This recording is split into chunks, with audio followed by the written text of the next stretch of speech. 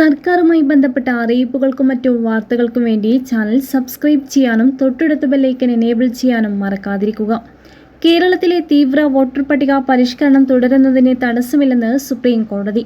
തദ്ദേശ തെരഞ്ഞെടുപ്പ് നടക്കുന്ന സാഹചര്യത്തിൽ വോട്ടർ പട്ടിക പരിഷ്കരണം നീട്ടിവെക്കണമെന്ന സംസ്ഥാന സർക്കാരിന്റെ ഹർജിയിൽ കോടതി സ്റ്റേ അനുവദിച്ചില്ല. ഹർജി ഡിസംബർ 2 വീണ്ടും പരിഗണിക്കും. കേരളത്തിന്റെ ഹർജിയിൽ ഇടപെടണോ എന്ന് 2 തീരുമാനിക്കും. ആശങ്കാജനകമായ സാഹചര്യമുണ്ടോ എന്ന് അന്ന് നോക്കാമെന്നും കോടതി അറിയിച്ചു. കേരളത്തിലെ വിഷയത്തിൽ അടുത്ത മാസം 1 സത്യവാങ്മൂലം നൽകണമെന്നും നിർദ്ദേശം നൽകി. SIRലെ കേരളത്തിന്റെ സാഹചര്യം വ്യത്യസ്തമെന്ന് ചീഫ് ജസ്റ്റിസ് സൂര്യകാന്ത് അധ്യക്ഷനായ ബെഞ്ച് നിരീക്ഷിച്ചു. രാഷ്ട്രീയ പാർട്ടികളാണ് കേരളത്തിന് പ്രശ്നമുണ്ടാക്കുന്നതെന്നാണ് കമ്മീഷൻ കോടതിയിൽ വാദിച്ചത്. കേരള ഹൈക്കോടതിയിൽ കേസ് വന്നപ്പോൾ ബുദ്ധിമുട്ടില്ല എന്നും ജില്ലാ കളക്ടർമാരടക്കം അറിയിച്ചതാണെന്നും തെരഞ്ഞെടുപ്പ് കമ്മീഷൻ പറഞ്ഞു.